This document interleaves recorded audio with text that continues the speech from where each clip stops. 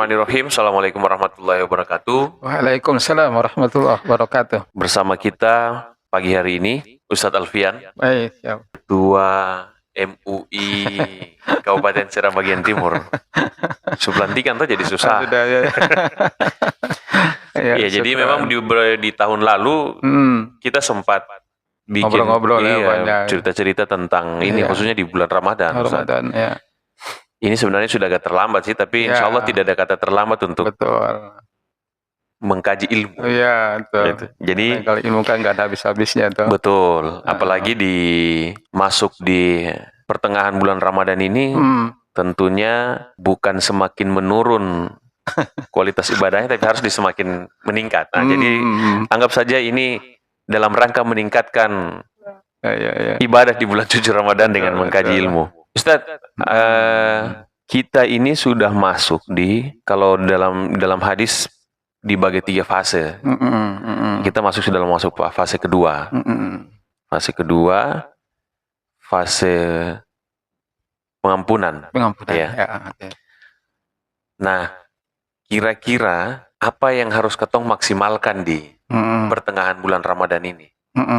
Untuk menjalankan ibadah di bulan Ramadan, kira-kira apa yang harus ketong? Sebenarnya bukan terlambat sih, kalau ketong mau bilang persiapkan ya harus dari awal. Nah, cuma ada mungkin teman-teman yang mungkin di 10 hari awal mungkin belum maksimal, justru mungkin semangatnya itu muncul kira-kira apa yang kita perlu persiapkan, Ustaz? Ya, baik. Assalamualaikum warahmatullahi wabarakatuh. Waalaikumsalam warahmatullahi wabarakatuh.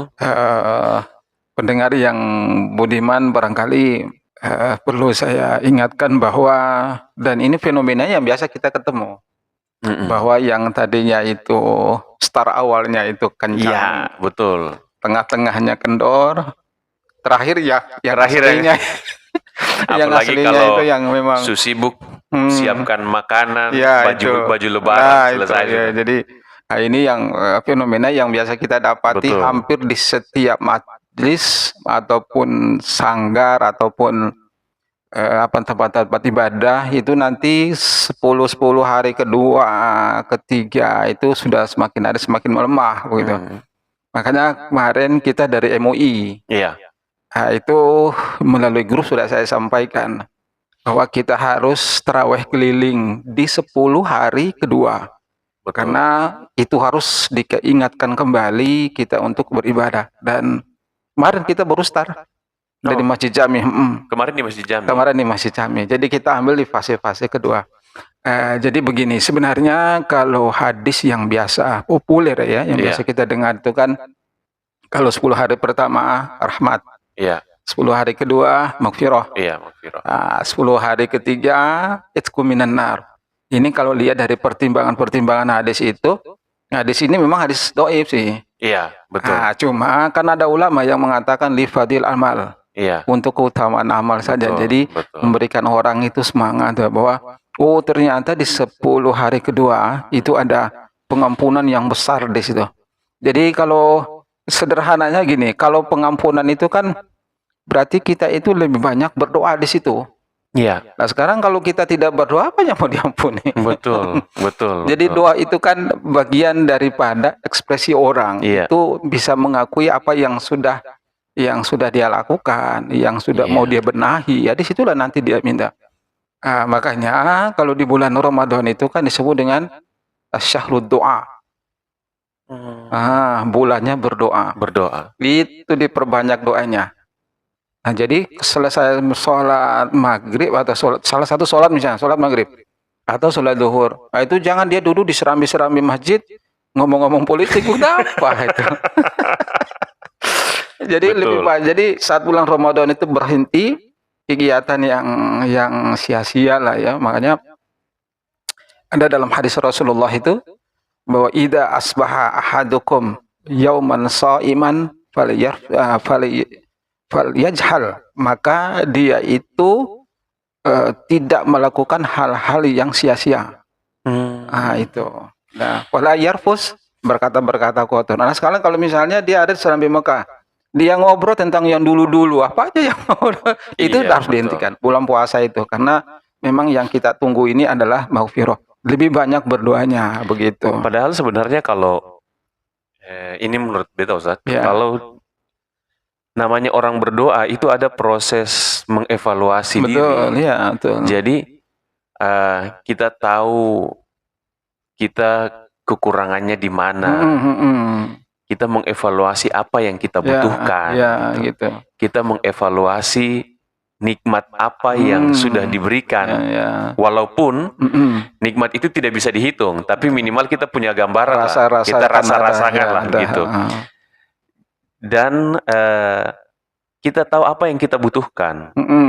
Kita tahu kita punya apa yang kita butuhkan. Jadi disitulah sebenarnya sisi nikmatnya berdoa. Ya, itu. Makanya mungkin yang disampaikan bahwa doa itu bentuk komunikasi terdekat juga dengan Allah. Betul. Karena kita seolah-olah kayak bercerita. Allah suka kasih beta itu. apa. Ya, gitu. Allah tapi beta masih kurang ini, beta mau begini begitu. Jadi ya doa contohnya gini ya, di dalam ayat Al-Qur'an itu kan kalau di surat Al-Baqarah 183, ada 184, 185, 186. Itu menjelaskan tentang wa idza sa'alaka ibadi anni fa inni qarib. Apabila hamba-hambaku itu bertanya tentangku, fa inni qarib, saya itu paling dekat. Ujibu da'watad da'i idza da'an. Maka berdoalah kepadaku, nanti aku kabulkan. Iya. Nah, gitu tuh. Betul. Dan itu ayat itu satu rangkaian itu dengan puasa tuh. Iya. Nah, satu rangkaian dengan cerita tentang puasa yang ya ayyuhalladzina amanu kutiba alaikum. Nanti di bawahnya itu wa idza sa'alaka ibadi anni fa inni qarib. Jadi Allah itu menjelaskan saya itu yang paling dekat ketimbang kamu itu dekat dengan saya. Iya. Nah, gitu. Iya. Jadi kalau kita bandingkan siapa yang paling dekat, ya Allah yang paling dekat. Itu makanya yang sering bukan Allah tidak tahu apa yang kita inginkan, gitu. Tapi Allah ingin kita lebih dekat dengan Allah, begitu. Ini semakin banyak meminta kepada Allah kan semakin bagus. Iya, betul. Kalau kita manusia semakin banyak meminta itu orang bisa muak. Ini datang lagi. Tapi kalau Allah semakin banyak kita datang, maka semakin dekatlah dia. Allah semakin dekat. Nah, ini yang tadi yang Ustadz sampaikan terkait dengan fenomena kita di kalau kita bagi ya, di fenomena kita di fase kedua supaya lebih gampang bahasanya. Di fase kedua ini fenomenanya memang semakin menurun. Ya, betul. Tapi justru kita anggap bahwa justru fenomena ini siapa yang bisa konsisten untuk mempertahankan atau semakin meningkatkan, malah itu mendapat perhatian lebih dari Allah. Ya, betul. Nah, sekarang bagaimana caranya atau bagaimana tips-tipsnya supaya kita bisa terus menjaga istiqomah, menjaga itu, Ustaz, atau meningkatkan malah. Iya. Ya, kalau pribadi saya cuma dua saja yang barangkali bisa kita cari jalan keluarnya, barangkali ini supaya kita lebih istiqomah atau. Iya. Ya, yang pertama itu ya harus kita lakukan bahwa apa yang kita lakukan itu berbuah kebaikan. Yaitu kalau itu sudah tertanam di kita, maka apapun yang kita lakukan itu pasti akan ternilai oleh Allah begitu. Lalu yang kemudian perbaiki niat saja. Orang kalau nggak ada niat untuk memperbaiki sulit. Boleh congkel pakai. Betul. Jadi sebenarnya itu fokusnya itu ya niat. Lalu kemudian terpantau. Kalau dalam bahasa Imam Nawawi itu disebut dengan muraqabah.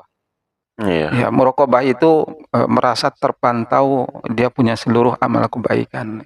Itu makanya mungkin persiapan memasuki bulan Ramadan itu nanti bukan di Ramadan, tapi di 1-2 bulan sebelumnya. Itu kita sudah harus mempermantapkan hati. Yang tadi Ustadz bilang kita mempermantap niat untuk menjalankan ibadah di bulan suci Ramadan itu. Jadi terkadang kan gini lah ya, artinya niat ini awalnya ini kan ada tuh. Nah, nanti di tengah-tengah jalan itu kadang-kadang terkikis, kadang-kadang dia berubah, dan itu biasanya kayak gitu. Makanya niat dari awal itu memang harus, makanya Imam Al-Ghazali itu dia bilang begini, kalau orang berpuasa itu ada tiga kelompok. Satu, ada orang berpuasa itu karena iman tuh. Makanya setiap datang bulan puasa itu dia rindunya itu. Jadi dia merasa Masya Allah gitu tuh. Jadi rindu karena ketemu dengan bulan Ramadan itu. Gimana sih kalau kita rindu dengan orang, kita ketemu kan kita peluk gitu.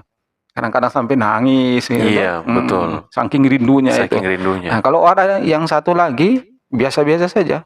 Kalau datang ya puasa, kalau tidak Puasa. datang tidak datang. Kalau orang yang ketiga datang puasa beratnya. Karena dia punya hawa nafsu harus ditekan. Dia punya kemauan fisik itu harus ini yang paling orang ketiga ini yang paling orang ketiga ini yang bahaya. Yang saya bilang lebih baik cari kelompok yang pertama saja. Pertama saja. Makanya kalau orang tua dulu itu bilang kalau masuk Ramadan itu biasa disuruh mandi. Iya. Disuruh mandi katanya ada mandi. Itu yang betul-betul mempersiapkan diri ya. Kiranya begitu ya. Betul. Masih motivasi untuk bahkan ketika akhir-akhir Ramadan itu kalau yang memang betul-betul ini ya, itu yang betul-betul sampai merasa kehilangan. Iya, begitu.